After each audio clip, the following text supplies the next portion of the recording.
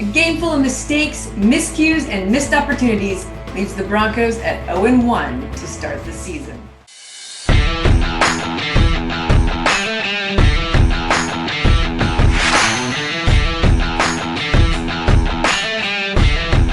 Hey Broncos country, I'm Lori Lattimore-Volkman, and this is The Roundup.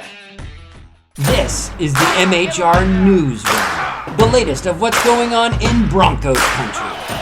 They get it away, they hand to Williams, ball comes out, recovered by Seattle. I couldn't have been more locked in, just felt like I was on every little detail. It just didn't go our way. But guess what? There's 16 more games to go.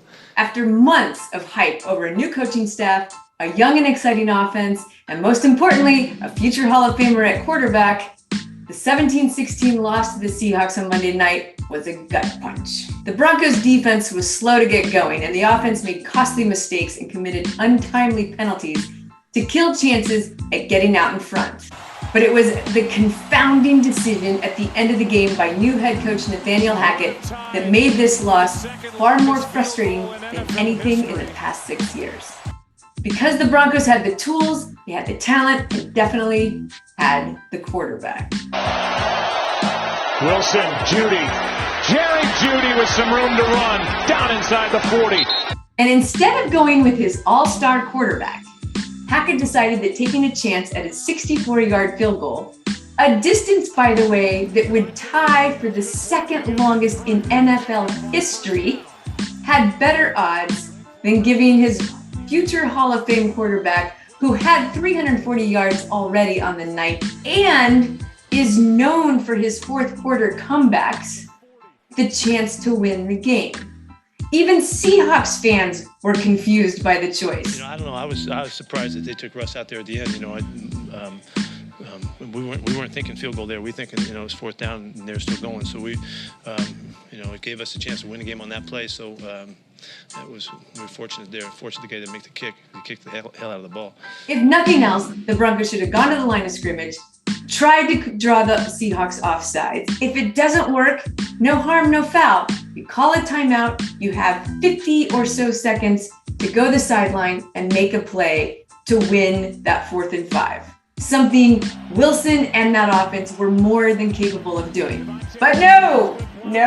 Hackett decides that something that has a less than 20% chance of happening, which is getting a 60-plus yard field goal, was much better odds than giving Wilson the chance to get a fourth down conversion. Even Pro Football Reference pointed out, since 1994, teams that were down a score and went for a fourth down conversion with 3 minutes left in the game made that conversion 46% of the time. But teams that tried to kick a 60-yard field goal or longer only connected 20% of the time. It's just simple math, Coach Hackett. Come on. If nothing else, give Peyton Manning a call this week because he was telling everyone exactly what the play should be. Timeout.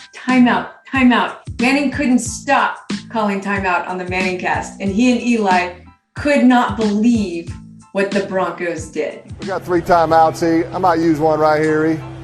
Let's use one. Let's talk about this one. They're gonna try to draw. They can try to draw them off sides. Might try to draw them off sides, E. You don't have that much time. Snap count. You don't want to waste that much time, I don't think. Yeah, I think we should call timeout, like now. I think they're running a play. They look unsettled. Sutton doesn't know what he's doing. Hurry up. Timeout. What the? So you just burned 30 seconds to call a timeout? For all of Vic Fangio's mistakes and ridiculous in-game decision-making, at least there appeared to be some logic, even if you didn't agree with it. But there was zero logic last night in going with the 64-yard field goal. Yes, Brandon McManus is a great kicker, and I trust McManus with a lot of distances. But over 60 yards, he is not a proven kicker. Brandon McManus isn't likely to kick a 64-yard field goal in those conditions at that moment. Your best chance, the most obvious thing you do is go for the 4th down conversion.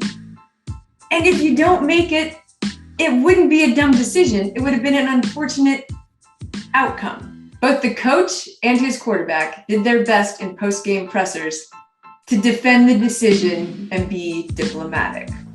No, sir. No. He knew where we had to get. I thought Javonte made an amazing. Why I was expecting to have to go for it on that down and distance because I believe we were about 3rd and 14, 3rd and 15. I thought Javonte made an incredible play and put us in the field goal range, the mark that we were looking for. Well, we got the best field goal kicker maybe in the game. We said, where can you make it from tonight? And he said 46 left hash, and we got it there. Unfortunately, it didn't go in. I think he has a leg for it for sure. Just went a little left, I believe, and just, in terms of, I believe in Coach Hackett. I believe in what we're doing, and believe in everything. And, anytime you can try to find a way to make a play on 4th and 5, that's great too. But also, I don't think it was the wrong decision.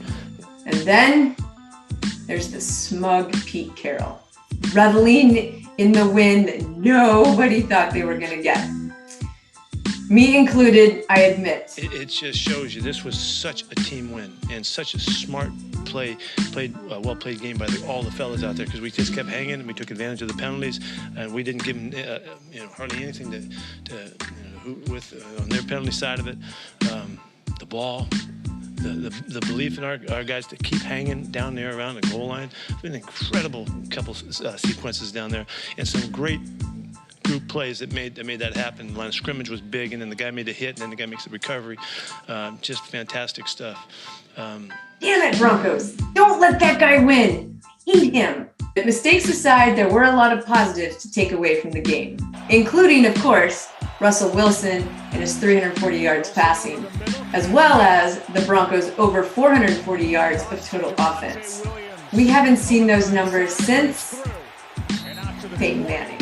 Once the Broncos defenders got on the same page and remembered how to tackle, they held Seattle to under 100 yards rushing and basically neutralized Tyler Lockett and DK Metcalf. Jerry Jeudy looks to be in prime form now that he has a legit quarterback throwing him the ball. And Cortland Sutton proved he still knows how to go up and get those 50-50 balls and bring most of them down or draw the pass interference call. And what about those tight ends? Whew. Andrew Beck, Alberto, all over the place last night. No, I thought we played really well. I mean, I thought we had a lot of great plays. I thought that we threw the ball around the field. We had a lot of good runs. I thought we were just, kept getting first downs on third downs. And also we made some key plays. I thought Jerry Jeudy looked amazing tonight. Excited for him. Cortland, too, made some great plays, too, as well. We can be a little bit more efficient every once in a while. But I thought how efficient we were moving the ball up and down the field. I mean, guys are excited, about where we can go and what we can do. Like I said, we're going to be unwavering and just keep battling, keep our head up, and keep knowing that, we got a great football team. We're going to do some special things this year. And on the defensive side of the ball, Bradley Chubb and Randy Gregory eventually got together and made some noise with a couple of sacks and a strip fumble. Trying to set up a receiver screen for Metcalf, and he draws a crowd and is going backward. Down he goes. And the play made by Baron Browning. He's the guy who comes in. You got Darby there. And there comes Randy Gregory, who just rips it right out of the arms of Metcalf. But this game better be a wake-up call for Coach Hackett. It's like having a Ferrari in the garage and choosing the Honda when you go to the race course. Looking back at it, we definitely should have gone for it. Just not one of those things you look back at it and you say, of course we should go for it. We missed the field goal. He has Russell Wilson for a reason, and he needs to use him if he wants to stick around as number 3's coach. Go Broncos, let's ride.